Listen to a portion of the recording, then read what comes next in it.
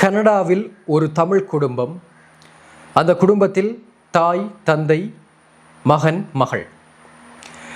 இந்த குடும்பத்தைச் சேர்ந்த அந்த தாயும் மகனும் ஒரு நாள் 2022ஆம் ஆண்டிலே ஒரு நாள் காரிலே சென்று கொண்டிருக்கின்றார்கள்.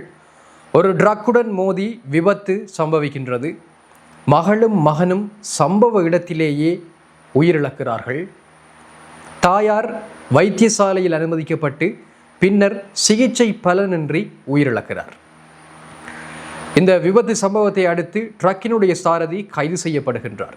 அது தொடர்பான வழக்கு விசாரணைகள் இடம்பெற்று தற்பொழுது நீதி வழங்கப்பட்டிருக்கிறது. அந்த குறித்த ட்ரக் டிரைவர் அவர் மீது எந்த தவறும் இல்லை என்று கூறி கனேடிய நீதிமன்றம் தீர்ப்பு வழங்கியிருக்கின்றது. இந்த விபத்திலே தன்னுடைய குடும்ப உறுப்பினர்கள் அனைவரையும் இழந்த அந்த குடும்ப தலைவர், அந்த தகப்பனுடைய நீதி போராட்டம் பற்றிய காணொளி இது. வணக்கம், நான் உமாசங்கர் ஆரூரன். என்னுடைய வலையொலி பக்கத்தை சப்ஸ்கிரைப் செய்யாது பார்த்து கொண்டிருப்பவர்கள் சப்ஸ்கிரைப் செய்து கொள்ளுங்கள். 2022 இடம்பெற்ற ஒரு விபத்தில் உயிரிழந்த தமிழ் குடும்பத்திற்கு சரியான முறையில் நீதி கிடைக்கவில்லை என்று தற்பொழுது பாரிய ஆர்ப்பாட்டம் ஒன்று கனடாவிலே இடம்பெற்றிருக்கிறது. கனடாவில் கடந்த 2022 இடம்பெற்ற வாகன விபத்தில் ஒரு தாயும் அவருடைய 2 பிள்ளைகளும் கொல்லப்பட்டிருந்தார்கள். மேற்படி விபத்துக்கான தீர்ப்பு நேற்றைய தினம் வழங்கப்பட்டிருந்தமை குறிப்பிடத்தக்கது. ஆனால் 3 மரணத்துக்கும் காரணமானவர் குற்றமற்றவர் என்று நீதிமன்றம் தீர்ப்பு வழங்கி அவரை விடுதலை செய்திருந்தது. இதனை அடுத்து பெரும் அதிருப்திக்கு ஆளாகிய மக்கள் ஆர்ப்பாட்டத்திலே ஈடுபட்டிருந்தார்கள். 2022ஆம் ஆண்டு அக்டோபர் 12ஆம் தேதி மார்க்கம் வீதி எல்சன் வீதி சந்திப்பில் ட்ரக்கும் காரும் மோதிக்கொண்டதில் இந்த விபத்து ஏற்பட்டிருந்தது. மேற்படி விபத்தில் பிள்ளைகள் இருவரும் சம்பவ இடத்திலேயே உயிரிழந்திருந்தார்கள். தாயார் மருத்துவமனையில் அனுமதிக்கப்பட்டு சிகிச்சைகள் பலனின்றி உயிரிழந்திருந்தார். பதீரனா புவனேந்திரன், நெலுக்சனா புவனேந்திரன் மற்றும் ஸ்ரீரதி சண்முகநாதன் ஆகிய 3 மரணத்திற்கு காரணமான இந்த விபத்து தொடர்பான வழக்கில் மில்டன் நீதிமன்றம் தன்னுடைய தீர்ப்பை வழங்கியிருக்கிறது.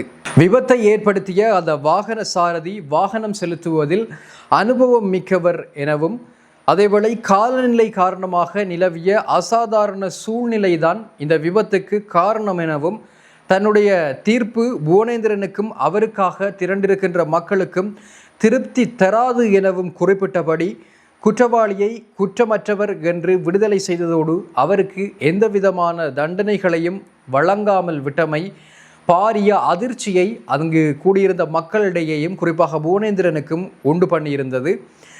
இதன் காரணத்தினால் நீதிமன்றத்தில் புவனேந்திரனுக்கு சார்பாக திரண்டிருந்த மக்கள் ஆர்ப்பாட்டத்தில் ஈடுபட்டிருந்தார்கள். 3 உயிரிழப்புக்கு காரணமான வாகன சாரதிக்கு 15 ஆண்டுகளுக்கு மேலான சிறை தண்டனை அல்லது ஆயுள் தண்டனை வழங்கப்படும் என்ற விதத்தில் தான் மேற்படி வழக்கு தொடர்பாக ஒவ்வொரு முறையும் செய்திகள் கடந்த காலங்களிலே வெளியாகி இருந்தமை குறிப்பிடத்தக்கது. தன்னுடைய குடும்ப அங்கத்தவர்கள் சகலரையும் தற்பொழுது புவனேந்திரன் இழந்திருக்கின்றார்.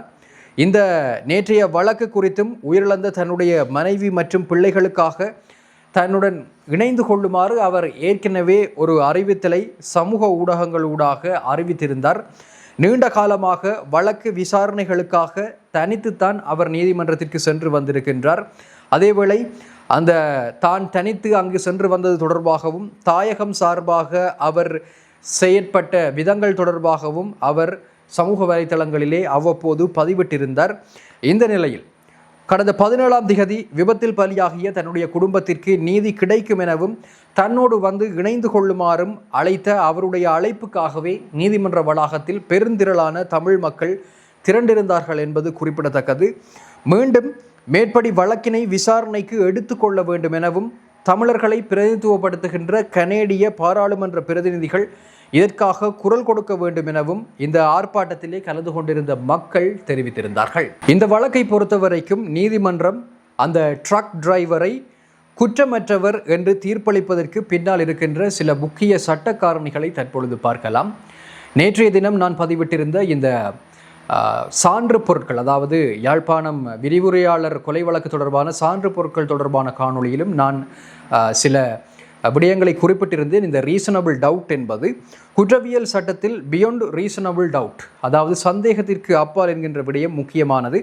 கனடா போன்ற நாடுகளில் இந்த குற்றவியல் வழக்கில் குற்றம் நிரூபிக்கப்பட வேண்டிய தரம், குவாலிட்டி மிக மிக உயர்வானதாக காணப்படுகின்றது. குற்றப்பத்திரிகை தரப்பை பொறுத்தவரையில் டிரைவர் அலட்சியம் அல்லது ஆபத்தான ஓட்டம் செய்தார் என்பது சந்தேகத்திற்கு அப்பாற்பட்டு நிரூபிக்கப்பட வேண்டிய ஒரு அவசியம் இருக்கிறது. ஆனால் இதனை பொறுத்தவரையில், இந்த வழக்கை பொறுத்தவரையில் அந்த நிலை கிடைத்திருக்கவில்லை. அதனால் தான் இப்படியான ஒரு தீர்ப்பு வந்திருக்கின்றது. அடுத்தது அசாதாரண காலநிலை. இதனை பார்ப்போமாக இருந்தால் பனிமூட்டம் போன்ற அசாதாரண காலநிலை இருந்திருக்கும். ஏனென்றால் கனடாவில் அது சர்வசாதாரணம். அதே போல சாலையினுடைய பிடிப்பு, ஃப்ரிக்ஷன் குறைவாக இருந்திருக்கலாம். அதேவேளை காட்சி தெளிவு குறைவாக இருந்திருக்கலாம். ஆகவே இந்த விபத்துக்கு மனித தவறு மட்டும்தான் காரணம் என்கின்ற முடிவுக்கு வர முடியாது. இயற்கையான காரணமும் இருக்குது என்பது இந்த நீதிமன்றத்தால் பார்க்கப்பட்டிருக்கிறது. அடுத்தது டிரைவரினுடைய நடத்தை. அவர் வேக வரம்புக்குள் ஓட்டினாரா, பாதுகாப்பு முன்னெச்சரிக்கையை எடுத்தாரா, பிரேக் மற்றும் கட்டுப்பாடு தொடர்பாக அவதானமாக இருந்தாரா போன்ற விடயங்களை நீதிமன்றம் பார்க்கும். டிரைவர் வழக்கமான கவனத்துடன் இருந்தார் என்பது நிரூபிக்கப்பட்டிருந்தால் அவர் மீது குற்றம் சுமத்துவது என்பது இயலாத காரியம். அடுத்தது, எல்லா விபத்துக்களும் குற்றம் அல்ல, அதனை புரிந்து கொள்ள வேண்டும். விபத்து நடந்திருக்கிறது என்பது குற்றம் நடந்திருக்கிறது என்பதற்கு ஒப்பானது அல்ல என்பது முக்கியமான விடயம். ஆகவே இது ஒரு ட்ராஜிக் ஆக்சிடென்டாக இருந்தாலும் இது கிரிமினல் ஒஃபென்ஸ் இல்லை என்று தான் நீதிமன்றம் தீர்மானித்திருக்கிறது. பாதிக்கப்பட்ட குடும்பத்திற்கு இப்போ என்ன நீதி என்று சொல்லி கேட்டால், உண்மையில் இது டிரைவர் உண்மையில் குற்றம் செய்திருந்தார் என்று சொன்னால் இதை அடுத்த கட்டத்துக்கு கொண்டு போக வேணும், அப்பீலுக்கு கொண்டு போகணும். அதுக்கு அங்கே இருக்கிற அரசியல்வாதிகள், அரசியலில் செல்வாக்கு செலுத்துபவர்கள், அங்கே இருக்கின்ற தமிழ் மக்கள் அனைவரும் ஒன்றிணைந்து, அல்லது தமிழ் மக்கள் என்றில்லை, இது நீதிக்கு சார்பாக குரல் கொடுக்கக்கூடிய அனைத்து மக்களும் ஒன்றிணைந்து இதனை அடுத்த கட்டத்திற்கு கொண்டு செல்ல வேண்டும். அப்படி அல்லாவிட்டால் பாதிக்கப்பட்ட குடும்பத்திற்கு நஷ்டஈட்டினை கூற முடியும். கிரிமினல் வழக்கில் இருந்து இதனை சிவில் வழக்காக மாற்றி நஷ்டஈடு வழக்காக மாற்றி நஷ்டஈட்டினை கூற முடியும். அப்படி கோரி நஷ்டஈட்டினை பெற்றுக்கொள்ளலாம், அல்லது இன்சூரன்ஸ் கிளைம் மூலம் இழப்பீடுகளை பெறுவதற்கான வாய்ப்புகள் காணப்படுகின்றது. அப்படி என்ன இழப்பீடுகள் கிடைத்தாலும் சென்றிருக்கக்கூடிய அந்த 3 பெறுமதியான உயிர்களும் மீண்டும் திரும்பி வரப்போவதில்லை. ஆகவே நாங்கள் கற்றுக்கொள்ள வேண்டிய மிக முக்கியமான பாடம், விபத்து இடம்பெறுவதற்கு முன்னர் அதனை தடுப்பதற்கு சாதுரியமாக செயற்படுவதுதான் சாலச் சிறந்தது. இந்த விடயம் தொடர்பான உங்களுடைய கருத்துக்களை பதிவு செய்யுங்கள். மற்றும் ஒரு காணொளியில் சந்திக்கலாம்.